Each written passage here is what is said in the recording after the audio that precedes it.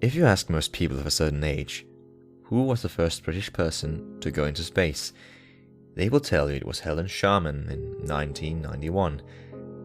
If you ask them who was the first British person to land on the moon, they will always give you the wrong answer, unless they say that no British person has ever walked the moon. Well, that's the official truth. What they won't tell you is that just before the collapse of the Soviet Union in 1991, there was a top-secret moon mission. While the majority of the world's population believed that the Soviet Union had no connections with the Western world, it was a lot more civilized than all of that. Yes, the Cold War had made us enemies on an official level, but we were hardly enemies on a personal level. After all, the Russians and us Brits both came under attack from Hitler just 50 years previously, so the flame of friendship was still there to be kindled. I can't disclose to you everything I know about this. After all, most of it is still bound under the Official Secrets Act until 2040, after which they will most likely extend it by another 50 years. Nor do I have any proof.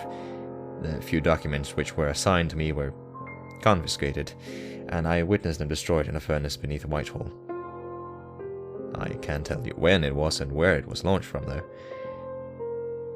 It was in the middle of June 1989 when I was first chosen, if you can call it that. I can't recall the exact date, but I remember at the time I just went along with it. The two men who came into my study unannounced told me that I was required in the most verbally forceful way you can imagine. I didn't believe them at first. I thought it was just another university joke, but I thought I'd see how far they would go with it. They walked me into their car, which they had parked directly outside the entrance to the main building. I didn't take notice of what it was at the time, but I think it was a Jaguar JX-12, judging by the shape and jet black color. The entire journey, as I sat on the back seat, was in silence, other than a couple of times when the man in the passenger seat answered a call on the CB radio, which was fitted into the dashboard. My thoughts changed when only an hour later I found myself sitting at a table in a small windowless room, all on my own, somewhere in Westminster. The lack of windows was certainly compensated for with the quality of the carpet. I remember that much. Without warning, a door opened and about a dozen people walked in. They were all middle-aged or older. Some were Russian, judging by their accents, and all clutching or overflowing with documents while talking very aggressively amongst themselves. They didn't acknowledge me, at least not immediately. A lot of what was said went over my head. It was all political babble. They used terms which I wasn't familiar with, at least not in the context they referred to them in. I remember one specific phrase of one of the older men, said in a strong Russian accent. "Last time human beings had food on the moon was on the 14th of December 1972. That was almost 20 years ago. We must know if they're still up there." I was confused. Everyone knows that all the 3 crew members from Apollo 17 returned home safely. There was no doubt about that. There was a brief silence as the others looked at each other, hoping for somebody to say something to break the silence. I don't know why I did it, but my naivety got the better of me. "Sorry, I thought all 3 of the Apollo 17 crew came back to Earth." Everybody stared towards me, as if I'd just said something disgusting. The older man stared at me before answering my questions. "Do you think we are fearful of mere human beings on the moon?" I felt silly. My mind darted between many different ideas, but he was right. It was over 20 years ago. If they had been any left, they'd have run out of oxygen and supplies within days, and would have perished soon after. This wasn't a good start for me. He leaned forward and addressed me directly in a lower tone of voice. "You have, nor ever will have, any idea of what we know was up there. I said nothing, partly avoiding myself looking foolish, but also because of the atmosphere in the room was so tense. He handed me some stapled pages from his folder. "I assume you were not briefed about this meeting, comrade." I wanted to correct him in the use of term comrade, but I decided to just read the document instead. I don't remember word for word what it said, but the front was emblazoned with classified level 7. Nothing else. I turned the page and there was a series of black and white photographs. The images were not only disturbing, but horrifying. The first one was a landscape image taken on the lunar surface, but with some sort of structure visible in the distance. The second image was of a lunar lander, but it looked like it had been sliced open from top to bottom. No jagged edges or debris laying around. Just cut in half. All I remember was some Cyrillic characters on the side which remained. The third image was the most disturbing. It was a very basic spacesuit laying on the lunar surface with the mangled, icy remains of its occupant scattered around the broken visor.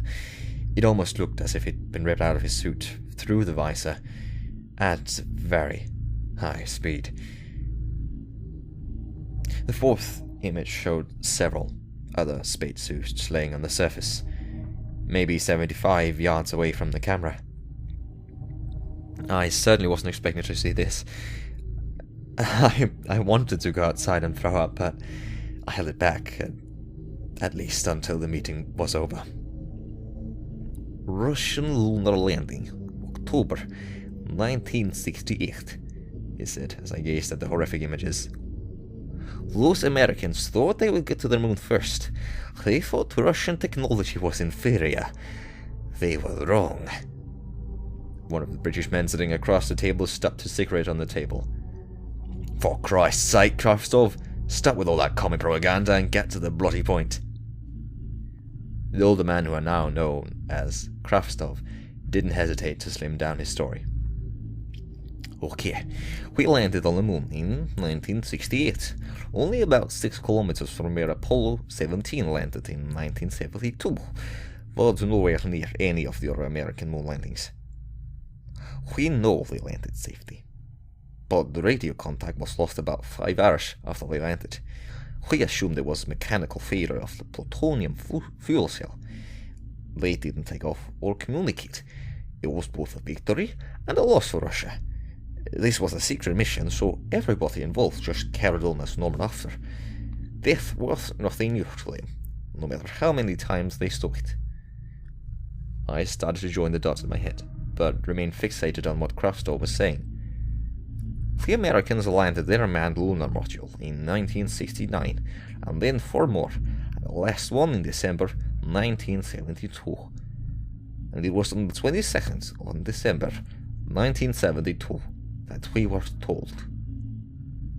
Krafstov looked over to one of the other men who had all remained silent. He spoke a Texan accent, but with a very deep and authoritative voice. "Yes, as soon as we were sure, we notified the Kremlin immediately." He paused as he rifled through some of his notes. "There had been a discovery by the crew on board Apollo 17 of an unknown lunar module. We assumed it was Russian, and a few minutes after receiving the images, they confirmed that the craft we had discovered was Russian." "Tell them what you found. Tell them what your crew found, comrade," Krafstov said to the American. Well, we weren't exactly sure at the time, but the debris laying around the module was, in fact, human remains. Not only that, but they were decapitated beyond all recognition. Well, soon after the gruesome discovery, the 3 crew members of Apollo 17 unanimously announced that they wanted to return to the Earth immediately. We told them that it was impossible. The service module, which was orbiting the moon, was in the wrong trajectory at the time, and so they had no choice but stay inside the module until it was time to return. They told us from that outside the module they could see figures outside, taking over the equipment they had left outside. I mean, these guys were, what, 20 feet away from whatever these things were, with only the Lunar module to protect them. Those modules are designed to withstand the vacuum of space and the forces of the launch. They're simply not designed to withstand physical attacks. I was so shocked. I just asked him without thinking what he was about to say. So, if all this happened, why did the Apollo 17 crew look so normal when they were welcomed back in front of everyone? He almost smiled as he said it. Of course they looked happy, smiling and waving to everyone. The men that everybody saw that day had been nowhere near a spacecraft, let alone the moon. I was so confused, but he continued before I had a chance to say anything. Those men were in no fit state to be in public eye when they came back. So, we thought we'd better get some actors to take over all their PR and their celebrity status until they got better. Unfortunately for them, they never did get better. I mean, physically, they were fine. But mentally, forget it. Their minds were gone. Half of the time they had to be sedated just to get them to sit down and eat. Wouldn't stop talking about these figures everywhere. And when one of them finally told us about them, well, it wasn't pretty. He said we were like an opaque shadow, but with such a menacing stare. He said one of them looked right into him as he peered out the Lunar module. I think he meant stared at it because, from what he said, they didn't have eyes. He said they just stared straight into his soul, plundering all of your thoughts and projecting fear and terror into your mind. We still don't know a lot of what happened up there. All we have to go on are the pictures and not much else. I turned the page of the document I held in my hand. The edges were now damp with sweat from my hands. The next image showed a glimpse of one of these figures. It was hideous.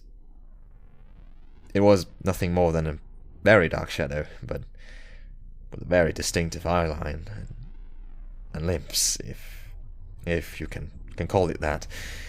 It's hard to tell from the angle from which the photograph was taken, but I'd guess these figures were about 9 or 10 feet high.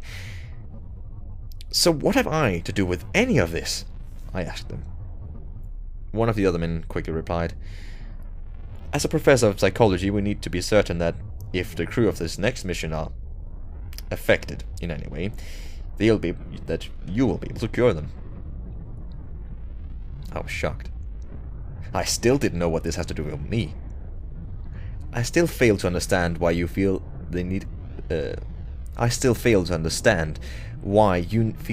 to involve me in this. A few of the men started to look at each other before Krafstov just came out and said it.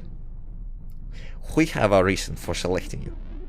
We have studied your case file extensively, and we are satisfied that you will meet all the necessary criteria for this task. I stood up in anger. That is ridiculous. You mean to say that just because I spent 18 months working in a mental asylum, suddenly I'm qualified to cure your crew after they see these things that go beyond the human imagination, 20 feet away from them, while they're 250,000 miles away from another living soul? You obviously have no idea how psychology works, do you? Why on earth would you want to send anyone back there? The last crew in 72 barely made it back alive, if you can call being spoon-fed your dinner at the age of 39 a life. Krafstov wasn't entirely pleased, but I refused to go ahead with this. Okay, I'll tell you what. Take these documents, read through them carefully, and if you change your mind, let us know. My mind was already made up. I wasn't going to take on this assignment, but I took the documents anyway, to avoid further confrontation with Krafstov or the others.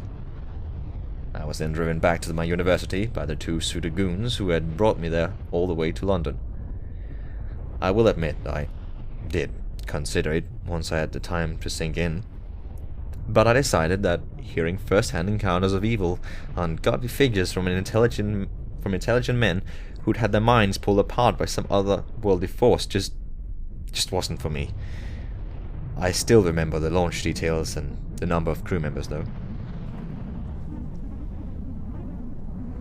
It was launched from Okhotsk launch site in Russia, the 22nd December, 1990. There were 3 crew members, 1 British and 2 Russian. I can't recall the names, though. I thought no more about it and filed the documents away in a box folder in my study.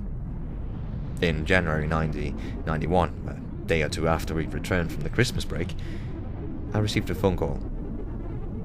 I was to be picked up the next day, and I was to bring with me the documents I'd been given about 7 months earlier. I reminded them that I wanted nothing to do with this.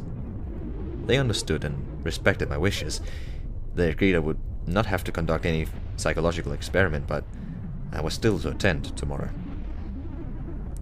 As planned, I was picked up by the same 2 goons who dropped me off at last time, both still as talkative as they were last time.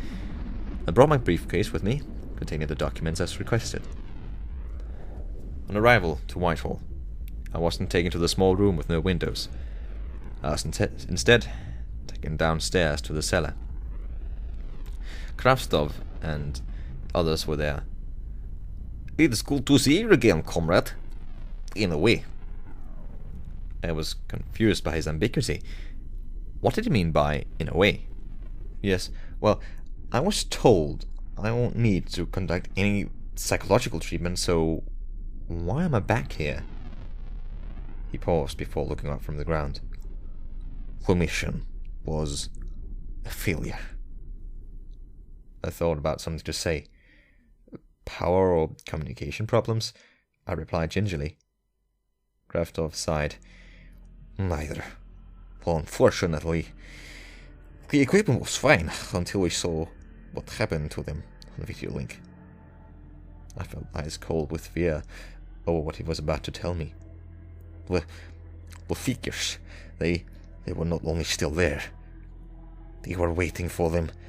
As soon as they landed, they hardly had time to turn off the navigator computer before the whole thing was ripped apart. I tried to think logically for a moment. These were figures we were talking about. What if there was a mechanical failure? What if... Kravstov interrupted me. "The worst no failure. I'll tell you how I know. Those figures are just the foot soldiers. We have been warned of the moon twice. There are no more warnings. If we do return, they will class it as an act of war, and I don't mean one with guns and bombs. This will be a war on the psyche of the human mind. Nobody can imagine what that is like." I couldn't think of anything to say. "The module landed on the lunar surface at 3:45 a.m. GMT on Christmas Day 1990. At 3:47 a.m., the crew were seen on video link as they were decapitated in the lunar module. At 3:48, all of the high-speed line printers at the mission controlling Okhotsk just printed the same text and again, warning us to stay away from the moon, with great details of the consequences if we do not heed their warning." I was both angry and fearful. I was angry as to why they would send 3 innocent men to their inevitable death at 250,000 miles away to be torn apart by these figures. But I was fearful, for we would all suffer if another moon landing took place in the future. "So, what do we do now?" I asked Kravstov. "You have the documents?" Kravstov stood there with his hands out. I took them from my briefcase and handed them to him. "No copies. You have not duplicated these?" I shook my head, as I regretted not doing so earlier. He walked down the corridor to a small room which contained a metal chute. He lifted the metal lid, and an orange glow filled the room along with a wave of hot air. He loosely rolled up a document and threw them into the chute leading to the furnace before the lid slammed back over it. That was the last trace. As long as you have no duplications, officially, this mission never took place. He immediately went back into the corridor. I followed him, closing the door to the furnace room behind us. You can find your own way home, comrade. He reached out to shake my hand. After what I'd just heard and done, I shook his hand and instinctively, without thinking. Please, don't imagine our paths won't ever cross again, comrade. We may need you again one day. But next time, your assistance would be mandatory, he said as he turned and walked away.